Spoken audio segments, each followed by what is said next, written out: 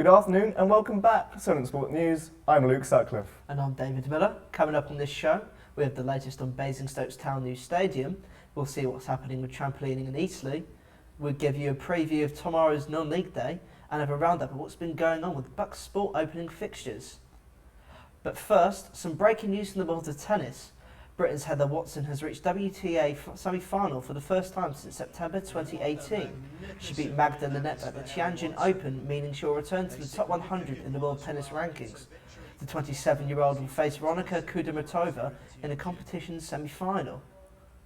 The Chief Executive of Scottish Rugby, Mark Dodson, has issued a plea to World Rugby after their match with Japan is under the threat of cancellation from Typhoon Hagibis. The Rugby World Cup has been hit by the typhoon, which has also caused a postponement of England's highly anticipated match against France. Scotland require a victory against the host to make it to the knockout stages, with Dodson desperate for answers on the game's rearrangement. To football now, and tonight is England's chance to qualify for Euro 2020. The Three Lions boss Gareth Southgate is set to hand Chelsea's Mason Mount a start. With victory over the Czech Republic, the home nation will go through to the next stage of the tournament at the top of their group. Going down the footballing pyramid now, tomorrow is National Non-League Day. Clubs across the country will be putting initiatives in place to celebrate the event, including one right on our doorstep. Hampshire's Eastleigh FC are celebrating the day in many ways, with the most high-profile idea being the Pay What You Want scheme, which allows fans to set their own price on their ticket for the game. 50% of the proceeds will be donated to Prostate Cancer UK, as officials at the club expect there to be over 3,000 supporters at the game. Staying in non-league, and today's developing story, Basingstoke Town FC. The Dragons moved from their old home, the Camrose, has seen mixed reactions from their local community. The new home, Winkleberry's 4G facility, is yet to reach league regulations and has forced the side to play at Winchester City's pitch. With more on this story is Rob Bird. A switch to the modern amenities and brand new high quality equipment of Winkleberry would suit most Southern League Division sides well, but for Basingstoke there's a darker tinge to the move. Since 1946, Basingstoke Town FC have played in front of a loyal fan base at the Camrose Stadium, winning 13 trophies in 73 years. Their eviction at the hands of club owner Rafi Razak took place over the summer and forced the Dragons from their historical hotspot all the way to Winkleberry, a further 30 minutes away. Of course we missed the Camrose. We didn't want to leave the Camrose. We were evicted from the Camrose and we had to make our own efforts to find this as a new home for ourselves. The current state of the facilities reflect poorly on the thousands of people and generations of fans who once found joy within these walls. Winkleberry's development has still not reached league regulations either, meaning the senior squad currently use Winchester City's ground until their second and third stands are finished and their clubhouse updated. When questioned regarding the changes, billionaire owner Razak and his company Centerprise International declined to comment. Fans remain unsure if the sacrifice of tradition to the benefit of a modernised arena will be a positive. I personally prefer the grass pitches than the 3G or 4G, whatever they are. Yeah, no, it's a good 3G or 4G, should I say. So, yeah, not as big in the seating, I don't think, as Cameron's, but yeah, I think it's a good new stadium for them. The ball bounces differently. I think the children find it a bit harder on the 4G pitch. Their legs and their feet take a bit of a pounding out there. Yeah, I'm prepared to give Winkleberry site a go, but yeah, the Camrose site had something special about it. The history will always travel with the club. I don't think it's built into the fabric of the stadium. It's built into the fabric of the shirt, more the badge, if you know what I mean. Can never truly replace it, but the people go here can make it our new home and keep that same value and morals for the club. The club is still heavily involved within the youth setups, however, which sees the junior squads utilising the new pitch before anyone else. Promises of a fresh beginning for the academy footballers has sparked great optimism as well. The academy's moved in, as you can see, all the youth's moved in.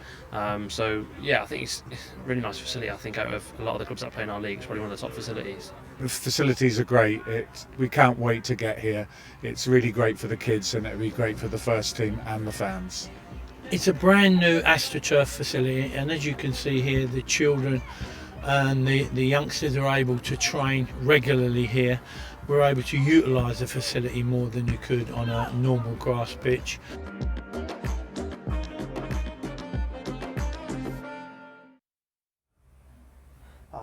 such a turbulent time there at Basingstoke, hasn't it? I mean, they've had such a horrible, not horrible line of it, the ownership there has been a bit turbulent over the last couple of years, and now they still can't play at their pitch. Hopefully they'll be back home soon. No, it's such an historic club, as we say, and I think it's a good thing though it's back into the community, because hopefully what happened with the owner won't be repeated.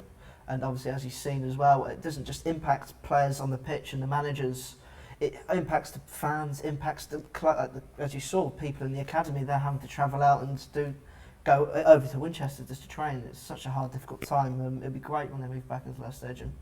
Of course. Moving on now. And Buck Sport fixtures kicked off on Wednesday with Solent's football teams taking centre stage.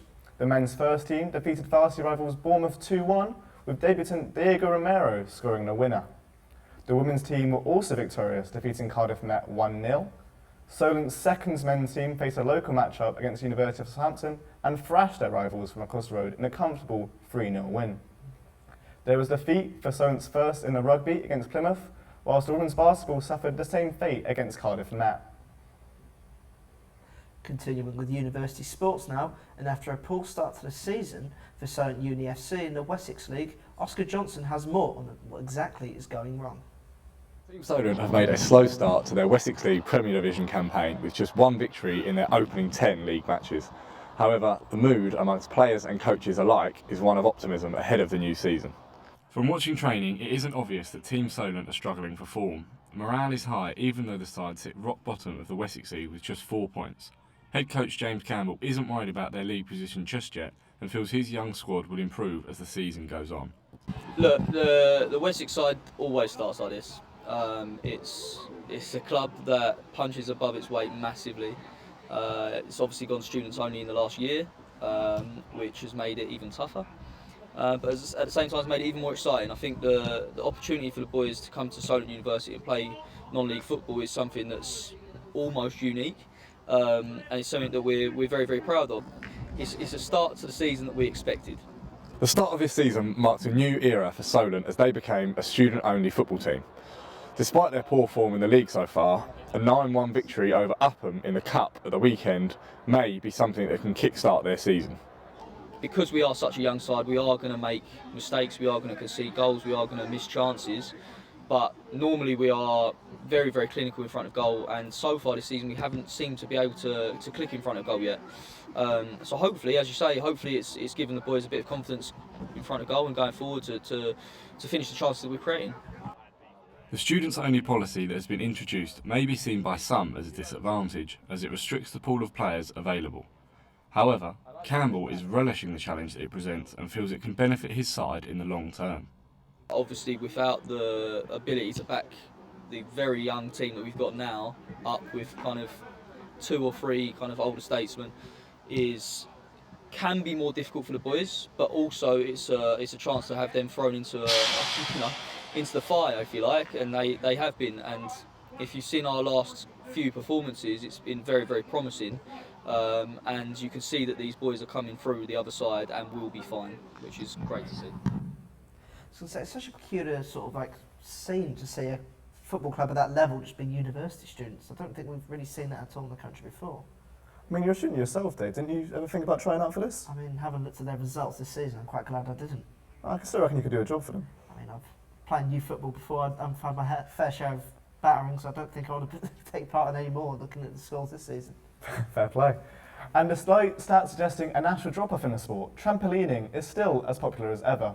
And that can be seen on a local scale at Places Leisure Eastleigh, as Chris Elliott reports. So I'm here at Places Leisure Eastleigh, which has been open for a few years now. Tonight, we're going to check out the Trampoline Club and just see what it's all about. Trampolining made its Olympic debut in Sydney 2000. The sport has fallen out of favour over the years, but since Rio 2016, a spike of interest has been recorded.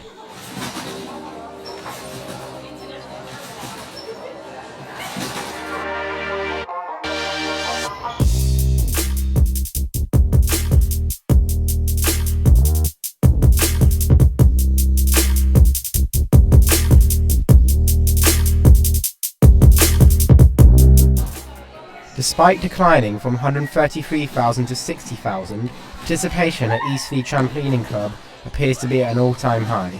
We spoke to Howard Terr, national coach of the Philippines and head coach of Eastleigh Trampolining. It's massively increased since we moved here. We've increased our hours, we've increased the number of days we do it, and the upshot has been massive. There are also classes, recreational classes, running during the day, so we spot from that potential competitors. We've had 15 that have qualified for the National League finals in Derby on November the 9th. So I would say we've got 15 that are elites trampolinists. Bryony Robbins is one of many trampoliners who attend the club sessions.